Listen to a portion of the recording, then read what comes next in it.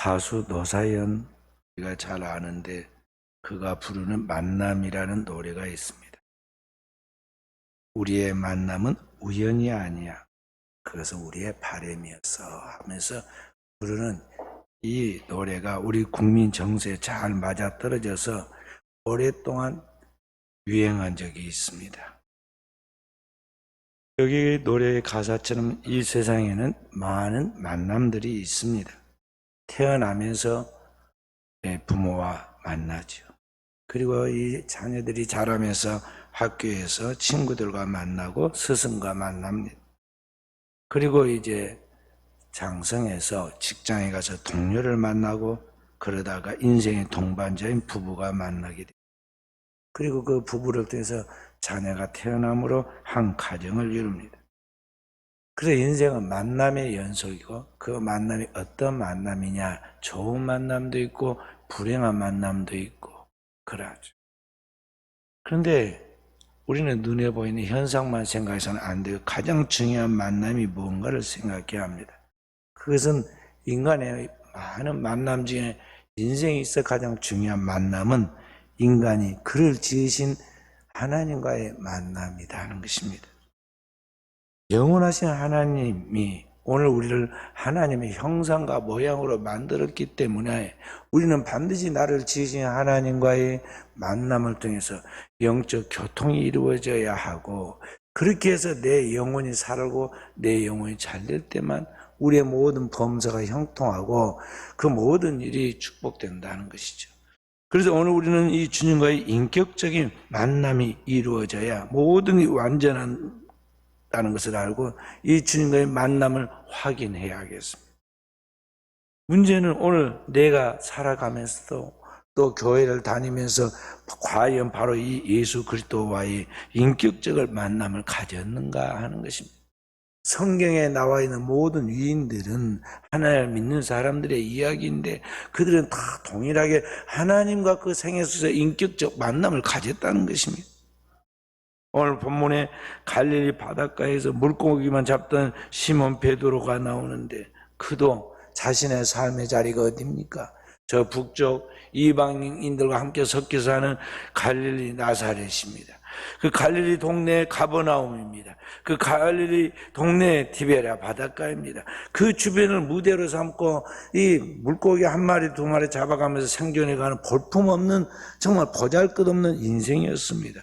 그에게 주님이 찾아가셨고 그 주님을 만남으로 그가 뒤집어졌습니다. 그의 생애 전체가 바뀌어졌습니다. 그리고 그의 생애의 의미가 달라졌고 자기의 이 땅의 생애뿐만 아니라 다음 생애의 영원한 세계인 하나님의 나라에까지 달라졌습니다. 여기 시몬 베드로가 주님을 만났어. 오늘 주님을 따르는데 많은 사람들이 따르다가 나중에 자기의 그 뜻과 맞지 않다고 생각해서 떠나갔습니다. 그런데 주님께서 제자들이 물었으면 너희도 가려느냐? 그때 여기 시몬 베드로가 예수님께 하신 말씀이 68절, 69절의 말씀입니다. 68절, 69절 말씀. 함께 주여 영생의 말씀이 주께 있사오니 우리가 누구로 가오리까? 우리가 주는 하나님의 거룩한 자이신 줄 믿고 알았사옵나이다. 그래서 주님에 대하여 정확한 인식을 했습니다.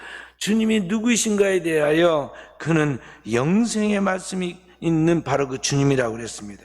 그리고 그 영생의 말씀을 주시는 바로 그분이 곧 하나님의 거룩하신 자, 그러니까 하나님의 보내신 하나님의 독생자이신 것을 알았다는 것이죠. 그래서 그 주님을 일생 동안 따르고 그 주님과 함께하여 자신의 모든 인생의 문제를 해결받고 자신의 삶의 의미와 목적을 확실하게 깨닫고 그 주님을 위하여 따름으로 순교하여 결국에는 천국의 기초가 된 사람이 되었습니다. 그래서 사랑하는 귀한 성도 여러분, 오늘 우리가 정말 신앙생활에 나갈 때 우리가 무엇을 믿고 무엇을 따르는가를 분명히 하고 내 인생의 목표가 분명히 해야겠어요. 그리고 내 인생의 모든 문제를 다른 어디에서 해결하려 하지 않고 주님을 만나서 그 주님을 통해서 내 인생의 모든 문제가 해결되고 그 주님을 통해서 내 인생의 모든 것들이 주어지는 참된 평화가, 참된 행복이, 그리고 우리 인생에 참된 축복들이 다 이루어지는 것을 맛보는 우리 사랑하는 성도들이 되어져야 하겠습니다. 오늘날과 같이 세상이 문명의 발달 속에서 사실은 가장 힘든 세상을 보내고 있습니다. 그런 가운데 그나마도 발달된 문명과 문화의 혜택을 누리고 살아가는 우리나라를 세상에 있는 다른 나라 사람들은 부러워합니다. 저는 저 생애에서 우리나라를 부러워하는 그런 나라가 올 줄을 저는 예측을 못했어요. 생각을 못했습니다. 왜냐하면 제가 이제 공부하던 시절에 젊었을 때 외국을 다녀보면요, 우리나라 사람들은 존재감이 없어요.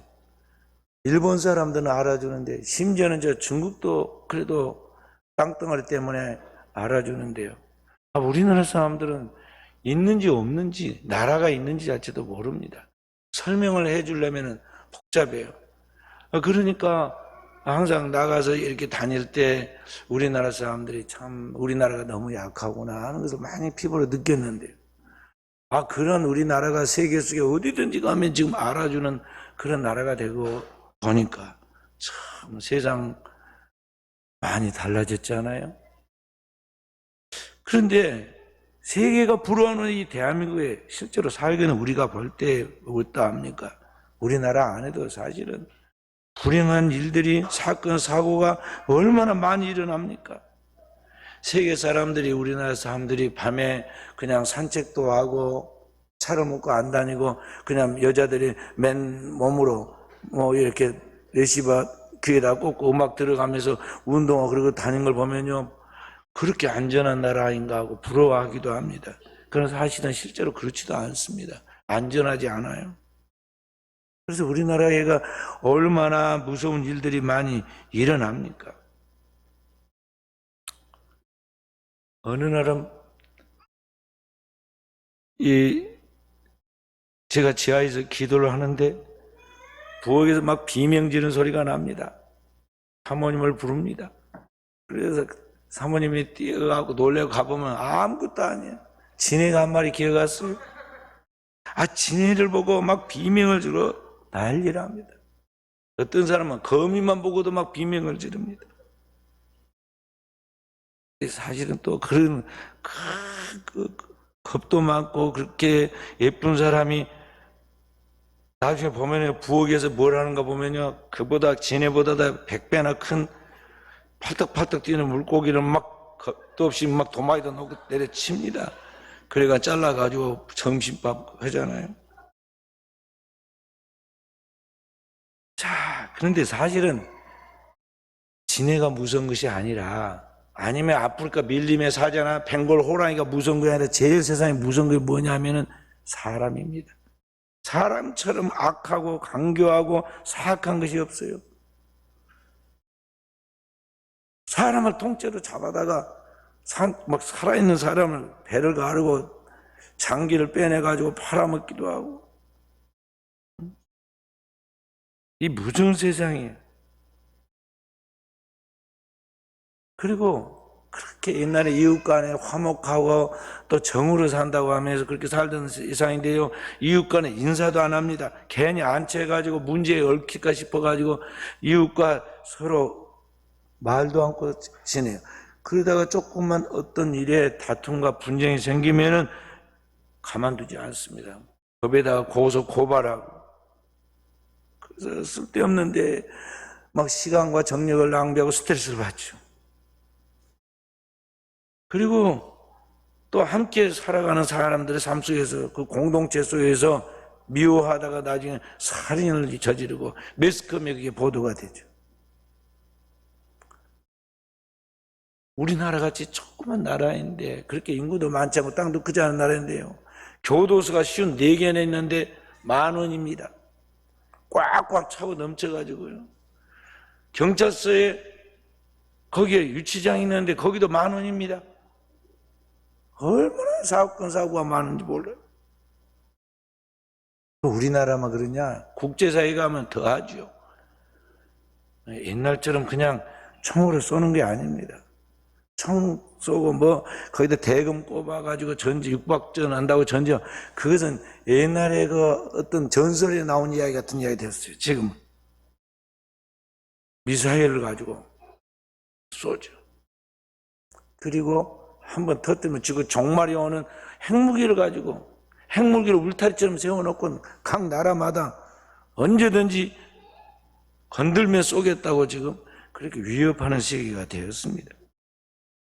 그것뿐만 아닙니다. 생화학 무기가 있어가지고 바람에 날아오는 그 바람에 따라서, 바람결에 따라서 풀려 나오는 생화학 약품이 사람에게 한 번만 호흡하면 순간 온 몸의 피가 이게 이제 터져 나오면서 부패하면서 터져 나와가지고 살 수가 없게 돼요.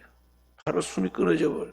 그런 것들도 아주 우리 나라만 해도 말이야, 남북 간에 다 정해놓고 있어요. 자, 이런 세상 속에 우리가 살아갑니다.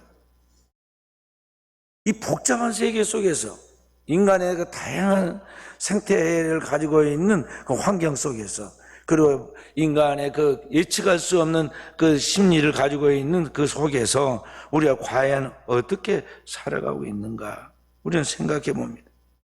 겁도 없이, 젊었을 때는 아무 생각 없이 철없이 삽니다. 자기 하나, 자신감 하나 가지고 잘 살 것이라고, 자기는 큰 소리 치고 잘 살 것이라고 그렇게 생각하면서 살아갑니다. 그러다가 어느 한순간에 인생은 예측할 수 없는 자기가 잘하는 장점에서 무너져요. 정점에 성공했다고 하는 그 자리에서 되게 보면은 무너지는 것을 볼 수가 있어요.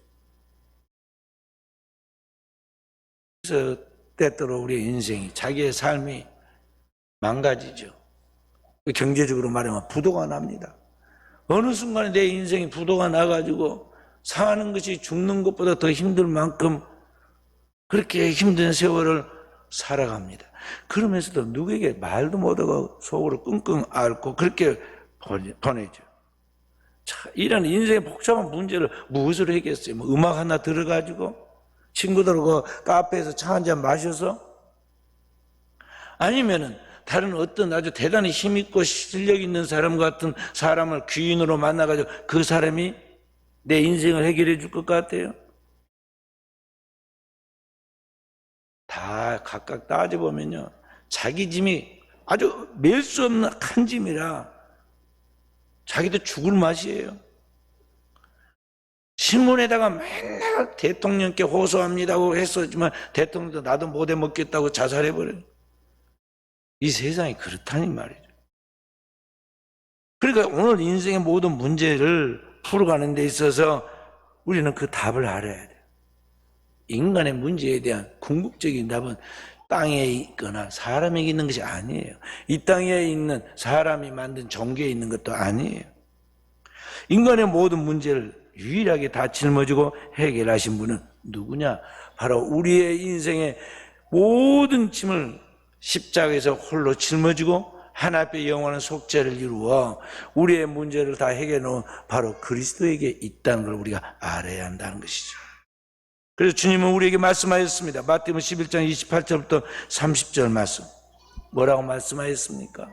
함께 수고하고 무거운 짐진 자들아 다 내게로 오라. 내가 너희를 쉬게 하리라.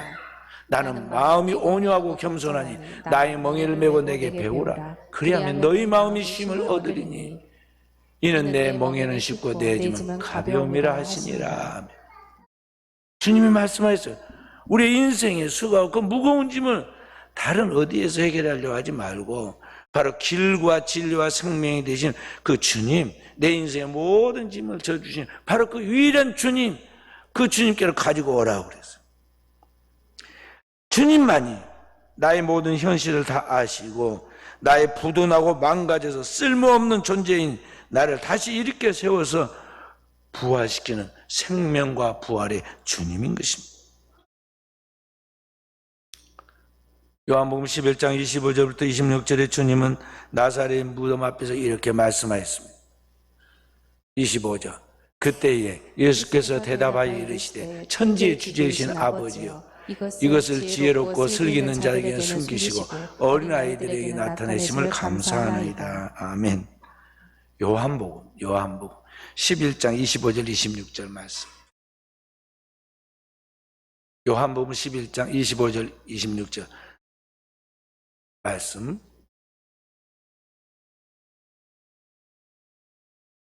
요한복음 11장 25, 26절 말씀 무슨 말씀입니까? 나는 부활이요 생명이니 나를 믿는 자는 죽어도 살겠고 살아서 믿는 자는 영원히 죽지 아니하리라, 그 말씀이죠. 그러니까 주님께서 오늘 우리의 영원한 생명과 부활이 되신 주님이시다. 그러니까 그 주님께 우리는 모든 문제를 가지고 나와야 돼요. 주님은 요한복음 11장 40절에 계속 말씀하시는, 너희가 믿으면 하나님의 영광을 보리라 그래요. 그 부활과 생명의 주님을 믿고 그 주님께 가지고 문제를 가지고 나오는 사람은 주님께서 영원한 생명을 확실히 체험할 수 있도록 주께서 역사하신다는 거죠. 그래서 우리는 나의 모든 문제의 보따리를 주님께 가지고 나와서 주님께 호소해야 돼요. 그러면 주님께서 내 인생의 그 모든 문제를, 나의 모든 걸 풀고 나의 인생을 주께서 굳게 곁에서 붙들어서 하나님의 나라에까지, 천국에까지 인도하여 나아가는 길과 진리와 생명이 되어주시는 것입니다. 그러므로 사랑하는 귀한 성도 여러분, 다른 어떤 것이 아닌 내게 찾아오신 바로 그 주님 예수 그리스도를 내가 확실하게 알고 그 주님을 붙들고 그 주님 예수로 승리하는 종들이 되어야겠습니다. 주님을 만날 때 모든 것이 해결됩니다. 그리고 주님이 나의 인생을 나보다 더 잘하셔요. 그래서 주님 만난 사람들의 이야기를 성경에 기록해 놨잖아요. 나면서부터 걷지 못한 사람을 주님께서 걷게 해주십니다.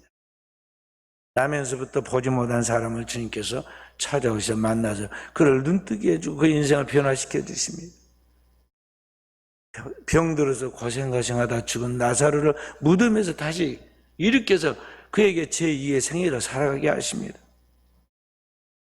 그 주님 예수를 만날 때 모든 문제 해결되지, 살아계신 그 주님이 오늘 또 역사의 한가운데, 그리고 지금 나의 삶의 자리 지금 한가운데 주님이 와 계신다는 것이죠.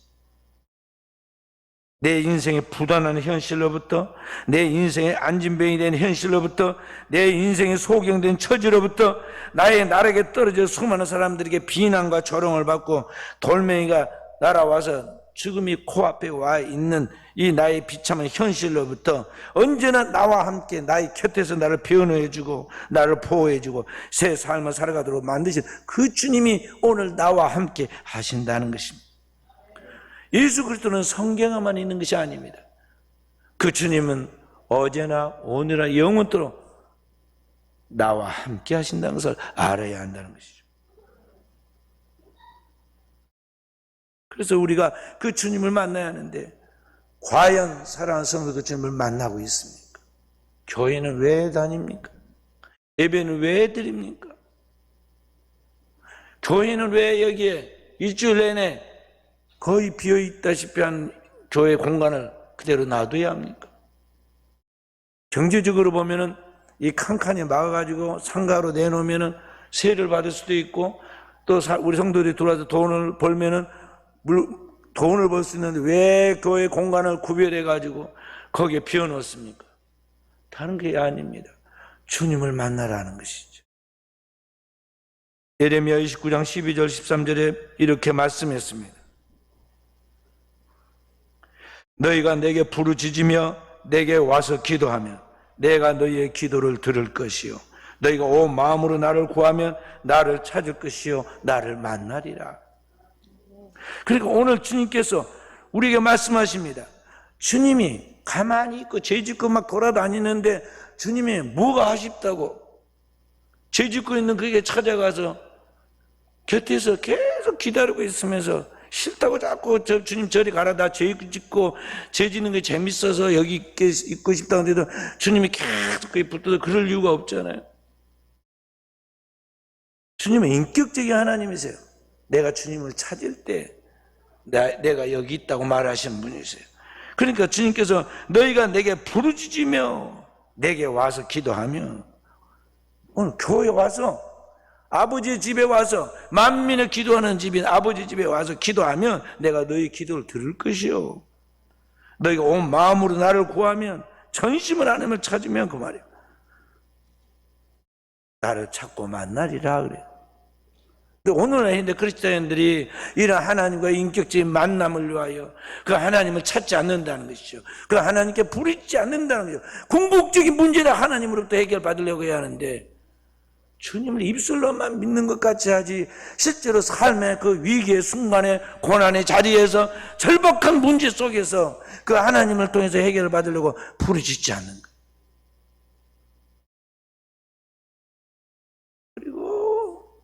걸핏하면 병원에 가서 해결하려고 그러면 병원의 의사가 답을 주나요?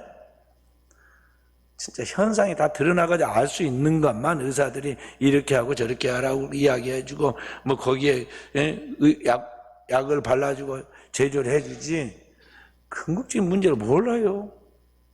환자가 일일이 자기 병을 알아맞혀가지고 자기가 이야기해줘야지 말이에요. 제 집사람이 꼭 저하고 싸워가지고 눈두덩이 맞은 것 같지 말이에요. 양쪽 눈두덩이가 부어가지고 눈이 무거워 죽겠다고 몇 달 전부터 그러더라고요. 그러더니 이제 이게 무겁다 하다 못해서 여기가 말이죠. 그냥 뭐에 꽉 물린 것 같이 이거 빨개지더니 상태 뭐하고 흉측하게 됐어. 병원에 이 병원 저 병원에 가봐야 알지도 못해 의사들이. 제 집사람이 검색을 해가지고 여기 루푸스 현상이란다. 의사한테 말하고 어찌 알았어요? 그것은 뭐 이래저래 이제 설명을 이제 해줍니다. 그래서 거기에 맞는 처방을 해갖고 와서 뭐 약에 이제 뭐 바르고 먹으니까 조금 부기가 좀 빠졌다고. 알지도 못해. 근데 우리는 뭐 그게 해결이 다 궁극적인 답을 줄 것 같이 여기저기 쫓아다니지만 그 문제에 진정한 답을 주지 못한다 이 말이죠. 문제의 답은 인간의 영원한 생명에 대한 죽고 사는 궁극적인 문제에 답은 하나님만이 해결해 줄 수 있는데 그 하나님이 가장 빠른데 말이죠. 그 하나님께 부르짖기보다는 우리는 자꾸만 어떻게 마치 단방약 찾듯이 세상에서 답을 찾으려고 쫓아다니다 시간과 정력을 다 낭비하고 더 나아가서 시험에 들어요. 그래서 주님은 오늘 우리에게 내게 와서 부르짖어라. 와서 내게 기도하면 내가 너희 기도를 듣고 너희가 나를 찾고 찾으면 만나게 해주겠다고 주님 말씀하신 거예요. 그래서 사랑하는 성도 여러분, 내 삶 속에서 영원한 독생자 예수 그리스도를 인격적으로 만나야겠어요. 마리아에게만 주님께서 성육신 하신 것이 아니에요. 오늘의 이 시대 우리에게도 내 인생에 주님과의 성육신이 이루어져서 오늘 나를 통해서 하나님의 구원의 역사를 이루도록 우리 하나님은 일하신다는 것을 알아야 한다는 것이죠.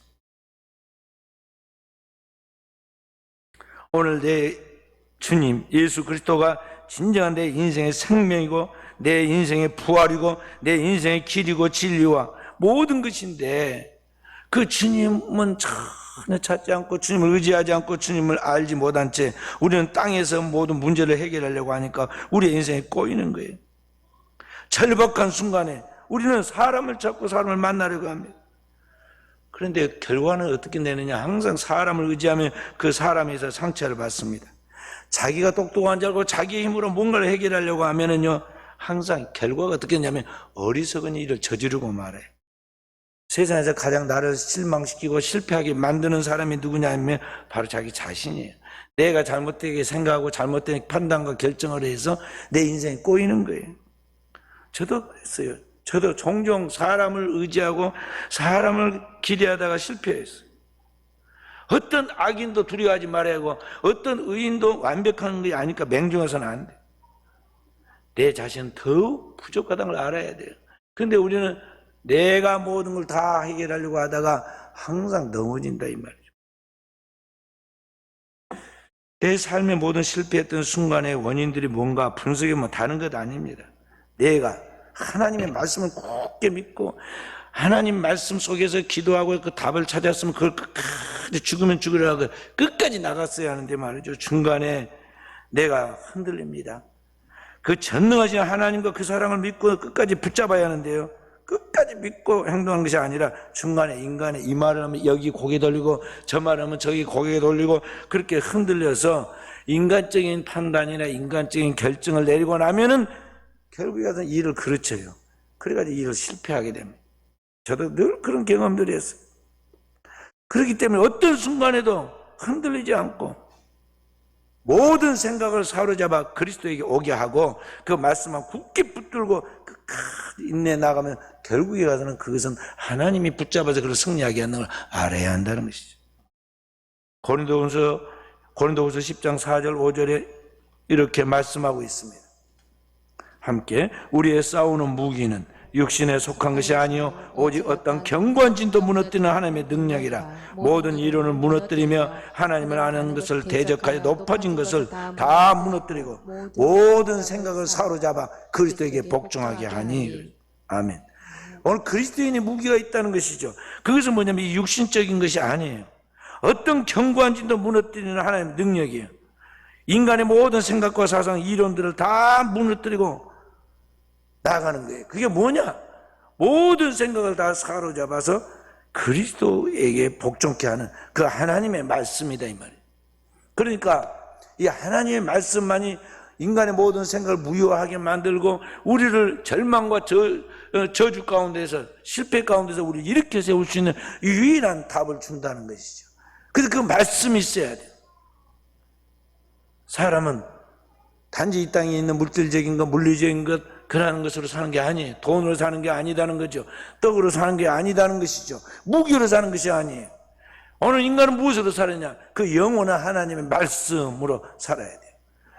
내 안에 이 하나님 말씀이 있느냐? 말씀이 내 안에서 나의 인격이 되고 나의 살이 되고 피가 돼서 나를 통해서 그 하나님 말씀이 흘러나오고 모든 일을 결정해서 나오고 있느냐 하는 것이죠.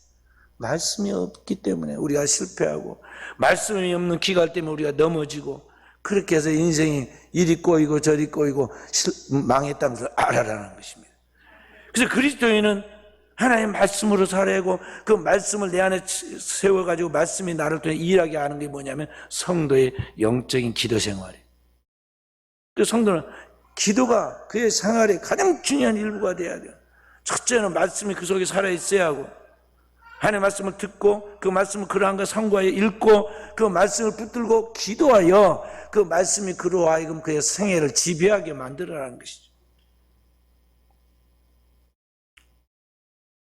출애굽한 이스라엘 백성들이 가나안 땅에 정착해 갈 때를 사사시대라고 하는데요, 이스라엘 백성들이 하나님의 계명을 따르지 않고 타락하자 이스라엘을 미디안에 팔던 그러한 사사시대가 있습니다. 이스라엘로 하여금 이방의 매를 맞고 정신을 차리게 하려고 하는 것이죠. 그 고통 속에서 이스라엘 백성들이 부르짖자 하나님이 이스라엘 한 구원자를 세웠는데 므낫세 지파의 한 젊은이 기드온이라는 사람을 사사로 세웁니다. 이스라엘 백성들을 이끌고 여기 기드온이 므낫세 주변에 아셀과 스불론과 납달리 지파의 사람들과 연합해가지고 이제 그 위기를 돌파하려고 합니다. 그런데 그 이스라엘 백성들을 치고에 모이는 사람이 엄청납니다. 미디안이라는 나라, 아말렉이라는 나라, 동방에 있는 나라들이 모여가지고 이스라엘을 삼키려고 지금 왔어요. 하나님이 지금 보낸 거예요. 그들이 이스라엘 골짜기에 진을 치고 있습니다. 사실은 숫자적으로 보면 중과부적이에요. 그렇게 이스라엘 군대는 많지 않으니까요. 32,000명이었어요. 세 보니까.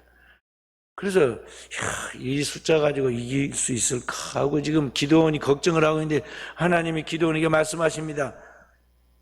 이스라엘 구원하기에 이스라엘 군대의 숫자가 너무 많으니 돌려보내라고 그럽니다. 아유, 어이가 없죠. 인간의 이 이론은 맞지 않는 이야기입니다. 어떻게 해야 할까요? 하고 하나님께 물으니까 말이야. 두려워 떠는 자, 불안해하는 사람 집으로 가라고 그래라. 그래서 그대로 대응했더니 무려 3분의 2가 넘는 22,000명이 떠나버렸어요. 10,000명 남았습니다. 10,000명 가지고 군대로 말하면 1개 여단 정도인데요. 이 여단을 가지고 수많은 적들 어떻게 싸울까 걱정을 하는데요. 하나님 또 말씀하십니다. 그래도 숫자가 너무 많다. 그러니 그들을 시험해가지고 또 돌려보내라 그럽니다. 하나님 뭐라고 시험해라고 그랬냐면 이 10,000명을 저 시냇가로 데리고 가가지고 물을 먹게 하되 탁 두 손을 짚고는 고개를 숙이고 물을 벌컥벌컥 마시는 사람, 또 손으로 물을 떠가지고 주변을 경계하면서 개처럼 물을 핥아먹는 사람 숫자를 세봐라 그랬어요. 그랬더니 다 대다수가 딱 엎드려가지고 물을 벌컥벌컥 먹고 손으로 물을 떠가지고 개처럼 핥아먹은 사람은 300명밖에 안 돼요. 하나님 말씀은 그 300명이 하나님이 함께하는 사람들이니 그들을 통해서 이스라엘을 구원하겠다 그래요. 기도원이 보통 믿음이 하나님 앞에서 준비된 사람이 아니에요. 여러분 같으면 300명 데리고 그런 큰 전쟁에 덤벼들겠어요. 근데 미디안과의 전쟁을 하던 이 기도원이 이미 하나님이 자기와 함께한다는 확신이 분명히 있었어요. 그런 체험들과 그러한 하나님 앞에서 증거들을 자기가 가지고 있거든. 하나님 말씀을 가지고 있어. 그래서 기도원이 순종을 합니다. 이 300명을 데리고 가는데 이제 하나님 작전을 가르쳐 줍니다. 자, 300명을 세 대로 나누고 그 300명의 기도원 군사들에게 횃불을 만들어가지고 키워놓고 항아리에다 딱 뒤집어 씌워라. 그 다음에 한 손에는 횃불을 들고 한 손에는 나팔을 들어라. 300명이 다 나팔을 들어. 나팔을 들어. 그리고 밤중에, 이경이라는 것은 밤중을 말하는, 한밤중에 그 미디안 군대가 지금 다 보초 세워놓고 잠을 자고 있는 그때 보초가 교대하는 시간에 그 3교대 3명의 부대가 100명씩 이 3대로 나누어가지고 이 3대의 그 군인들이 일시에 외치라고 그랬어요. 항아리를 깨고 깜깜한 밤중에 조용한데 항아리 300개가 깨졌으니까 소리가 상당히 컸지 않겠어요. 그 다음에 300개의 횃불이 사방에서 딱 에워싸고 그 다음에 나팔 소리가 그 깜깜한 밤에 조용한데 300개의 나팔이 막 울려 붑니다. 그러면서 또 외치죠. 여호와와 기도원을 위하여. 밤중에 외치는 소리를 들으니까 전쟁에 그렇게 작전을 세우고 전쟁하는 법은 없거든요. 그러니까 이 보초들이 서갖고 있다가 보초가 교대하는 시간이라 겨우 막 이제 어수선할 때입니다. 그때 그들 혼비백산해가지고 이게 무슨 소린고 소리를 들으면서 나팔 소리를 들으면서 그리고 밖에 나가보니까 횃불이 환하게 사방에 켜져 있고 외치는 소리가 또 여호와와 기도원을 위하여 하는 소리가 들리지 않아요. 그들이 혼비백산해가지고 기겁을 해서 자기들끼리 이리 뛰고 저리 뛰고 칼날로 자기들을 쳤다고 그랬어요. 그리고 그 전쟁에서 대성한 이야기가 나옵니다. 자, 보세요. 인간의 어떤 그 전략이라든지 전술에 나오지 않는 이야기들이에요. 하나님의 지혜, 성경 말씀하시기를 하나님의 미련하는 것이 사람의 지혜에 있는 것보다 낫다 그랬어요. 하나님은 지혜와 청명의 신이고 재능과 모략의 신이에요. 그 하나님이 그 백성들이 하나님의 말씀을 붙들고 기도하면서 내 인생의 문제를 풀어가려고 하나님께 기도할 때 하나님이 그를 들으십니다. 그리고 말씀을 주십니다. 그리고 말씀을 붙들고 나가는 그에게 하나님이 함께 하셔서 역사하십니다. 과거에만이 아니라 이스라엘의 가나안 정착기인 사사시대만이 아니라 오늘의 시대에 하나님이 그렇게 동일하게 우리 가운데 삶에 개입하시고 역사 일하신다는 것을 우리 성도들이 알아야 한다는 것이죠. 그래서 주님으로 해결을 보고 주님으로 인생의 승부를 걸어야 돼요. 내 인생의 모든 문제를 주님을 통해서 풀려고 하라는 것이죠. 귀가 얇아가지고 사람 말 듣고 이 사람 저 사람 이야기를 듣고 끌려다니면서 흩어지다고 시간과 정력을 낭비하지 마세요. 인생은 한 번이고 자기에게 주어진 기회도 한 번이에요. 이제 세월이 지나가면 시간이 없어요. 몸이 따르질 않아요. 그리고 환경이 사람들이 그를 알아주질 않아. 그때 가서 어떻게 할 거예요? 후회하고 탄식하고 그때 가서 뭐 꿈을 꾼다고 뭔 인생의 허망한 꿈을 꾸고 안 되는 거예요. 오늘의 최선을 다해서 살 때 주님으로 승부를 걸으라는 것이죠. 살아계신 주님이 나와 함께 한다는 걸 굳게 믿고 그 주님으로 내 인생의 꿈을 펼쳐가라는 것이죠. 불가능해 보이고 내게는 절대 그런 일이 없을 것 같은 문제들이 주님이 다 하나하나 풀어 역사하는 것을 오늘의 우리가 체험하게 될 것이고, 오늘의 우리가 후세들에게는 성경이 되고, 오늘의 우리가 바로 믿음의 조상이 되어서 우리를 통해서 나와 함께 하신 하나님을 보고 따르게 될 것입니다. 오늘도 저와 우리 사는 성도들이 이런 나의 하나님, 나의 삶을 주관하시는 하나님, 내 인생을 책임지시는 하나님, 그 주님을 만나고 그 주님으로 인생의 승부를 결정하여 이 세상에 하나님의 영광을 드리는 승리자들이 다 되어지기를 주님의 이름으로 축원드립니다.